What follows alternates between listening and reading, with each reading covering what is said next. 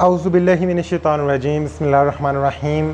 बहुत सारे students matric करने के बाद बहुत ज़्यादा इन्वेस्ट नहीं करना चाह रहे होते कि आगे स्टडी नहीं करना चाह रहे होते। उनका दिल होता है कि कुछ कोई कोर्स करके जॉब की जाए जहाँ से पैसे जो हैं वो आना शुरू हो जाएं। तो आज की इस वीडियो में मैं आपको जो बेस्ट पैरामेडिकल कोर्सेज़ हैं उनके बारे में बताऊँगा।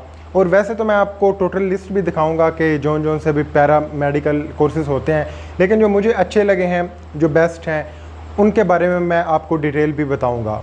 तो वीडियो को शुरू करने से पहले इस वीडियो को ज़रूर लाइक करना और चैनल को सब्सक्राइब कर देना। सबसे पहले बात करते हैं रिक्वायरमेंट्स की कि आपको इन पैरामेडिकल कोर्सेज़ में जाने के लिए क्या क्या चाहिए, ठीक है, डिमांड क्या है। सबसे पहले आपके 50% मार्क्स होने चाहिए मैट्रिक में। इसका जो हाईएस्ट लेवल है, यानी कि अगर आपने मैट्रिक किया हुआ है तो आप पैरामेडिकल कोर्सेज़ ज्वाइन कर सकते हो। आपके जो ओवरऑल मार्क्स हैं वो 50% होने चाहिए और 50% ही मार्क्स होने चाहिए जो साइंस सब्जेक्ट्स हैं, जिस तरह केमिस्ट्री हो गया, फिज़िक्स हो गया, बायोलॉजी हो गई।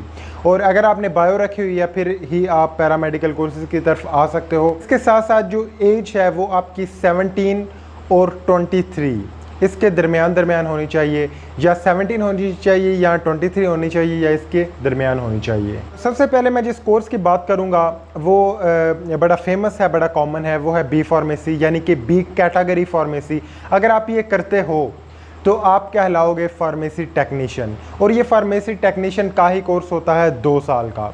जब आप ये कोर्स कर लेते हो, बहुत सारे इंस्टीट्यूट हैं जो ये कोर्स करवा रहे हैं, डिफरेंट एकेडमीज़ कोर्स करवाती हैं, फार्मेसी के अलग से इंस्टीट्यूशंस बने हुए हैं और कुछ हॉस्पिटल्स में भी ये करवाया जाता है।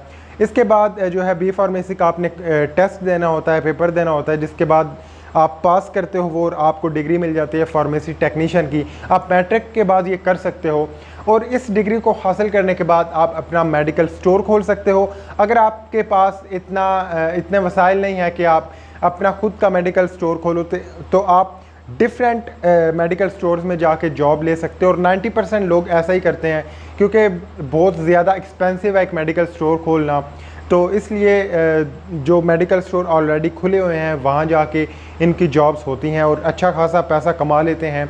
और इसके साथ साथ आप अपनी डिग्री रेंट पे दे सकते हो। डी फार्मेसी और बी फार्मेसी पे अलग से मैं एक वीडियो बना चुका हूँ, पहले कोई 6-7 महीने पहले मैंने बनाई थी, और उसमें भी मैंने बताया था और अब भी बता रहा हूँ कि एक ऑप्शन आपके पास ये होता है कि आप अपनी डिग्री रेंट पे दे लो, जो फार्मेसी टेक्नीशियन की है। इससे क्या होगा, आप जिस बंदे को डिग्री दे रहे हो उससे आप साल के पैसे लोगे, खुद कुछ भी नहीं करोगे, सिर्फ वो बंदा आपकी डिग्री को यूज़ करते हुए एक मेडिकल स्टोर ओपन करे या फिर किसी और मेडिकल स्टोर में जॉब ले, और साल बाद आपको वो पैसे देगा। तकरीबन 1 लाख रुपया चल रहा है आजकल, और ये इलीगल है वैसे तो देखा जाए। अब जिस कोर्स की मैं बात करूंगा वो है ओटी टेक्नीशियन, यानी कि ऑपरेशन थिएटर टेक्नीशियन।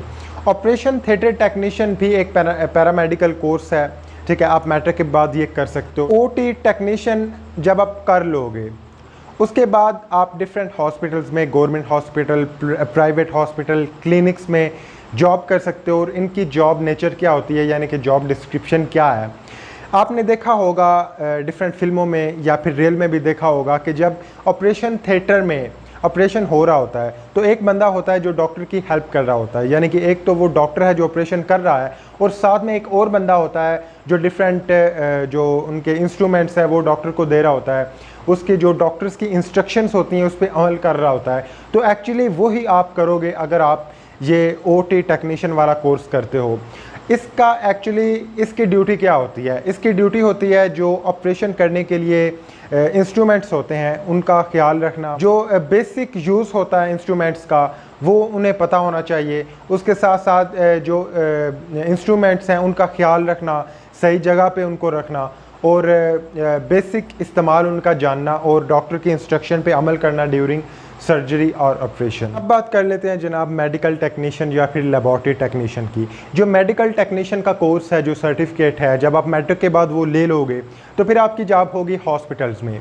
जब और इसकी जॉब क्या होगी, इसकी ड्यूटी क्या होगी, जब हॉस्पिटल में डॉक्टर के पास एक पेशेंट जाता है, ठीक है, और डॉक्टर उसको कहता है कि तुम डिफरेंट टेस्ट करवाओ अपने, ताकि जो डिजीज़ है उस तक हम पहुंच सकें। तो वो पेशेंट फिर उसके टेस्ट करवाए जाते हैं, ब्लड टेस्ट होता है, ठीक है, ब्लड सैंपल लिया जाता है। उसके बाद उसको जो एक बंदा होता है वो माइक्रोस्कोप में ऑब्ज़र्व करता है उसके ब्लड सैंपल को, फिर एक रिपोर्ट बनाता है, वो डॉक्टर को देता है। तो वो बंदा जो काम कर रहा होता है वो एक्चुअली मेडिकल टेक्नीशियन है। और जब आप मेडिकल टेक्नीशियन का कोर्स कर लोगे तो फिर आप भी ये सब कुछ ही करोगे कि डिफरेंट टेस्ट करना, ब्लड सैंपल लेना, माइक्रोस्कोप से वो ऑब्ज़र्व करना ब्लड सैंपल्स को, उसके बाद एक रिपोर्ट बनाना और उसके बाद वो डॉक्टर को देना कि ये चीज़ें हैं। और वो ऊपर मेंशन भी कर देते हैं कि ये इसको ये वाला वायरस है या ये बैक्टीरिया है, वो सब कुछ मेडिकल टेक्नीशियन के हाथ में ही होता है। तो इसके बाद बात करते हैं MRI टेक्नीशियन की। MRI एक इंस्ट्रूमेंट है, एक मशीन है बड़ी कॉम्प्लेक्स, जो कि काम करती है, अगर मैं आपको बिल्कुल सिंपल अल्फाज में समझाऊं तो एक्सरे की तरह वो काम करती है, लेकिन ये कॉम्प्लेक्स होती है। इसका जो फंक्शन है वो कॉम्प्लेक्स होता है और इसकी जो आउटकम है यानी कि जो रिज़ल्ट निकलता है वो भी बहुत ज़्यादा इफ़ेक्टिव होता है। एक्चुअली बहुत सारे डॉक्टर्स जो होते हैं वो एक कॉज तक नहीं पहुंच पाते कि किस वजह से ये डिजीज़ हुई, ठीक है, या फिर जो इंटरनल चेंजिंग्स हैं वो क्या हुई हैं। तो उसके लिए MRI का टेस्ट होता है। इसमें मैग्नेटिक फील्ड्स को यूज़ किया जाता है, मशीन के अंदर डाला जाता है एक पर्सन को, और फिर रिपोर्ट्स निकलती हैं, पिक्चर्स निकलती हैं, और जहाँ से डॉक्टर्स इजीली ये देख के बता सकते हैं कि ये प्रॉब्लम है या फिर ये कॉज है, जो कुछ भी उनका डिज़ायर होगा। तो अब जो MRI टेक्नीशियन होगा एक्चुअली उसने उसी मशीन पे PhD करनी है, यानी कि उसको पता होगा ये यूज़ कैसे करनी है। MRI टेक्नीशियन है वो पेशेंट को भी गाइड करेगा कि आपने ऐसे ऐसे काम करना है, ये मतलब रूल्स हैं, इनको फॉलो करना है। और भी बहुत सारी बातें होती हैं उस मशीन से रिलेटेड। फॉर एग्ज़ाम्पल अगर आपकी बॉडी में कोई आयरन वाली चीज़ है, लाइक रॉड पड़ा हुआ है आपके बॉडी के किसी हिस्से में, तो आप MRI उस बॉडी पार्ट का नहीं करवा सकते, क्योंकि वहाँ पे मैग्नेटिक फील्ड होती है। तो फिर वो मतलब बहुत कॉम्प्लेक्स सिचुएशन बन जाएगी। आप सोच सकते हैं खुद ही कि आयरन जब उसकी तरफ अट्रैक्ट होगा तो।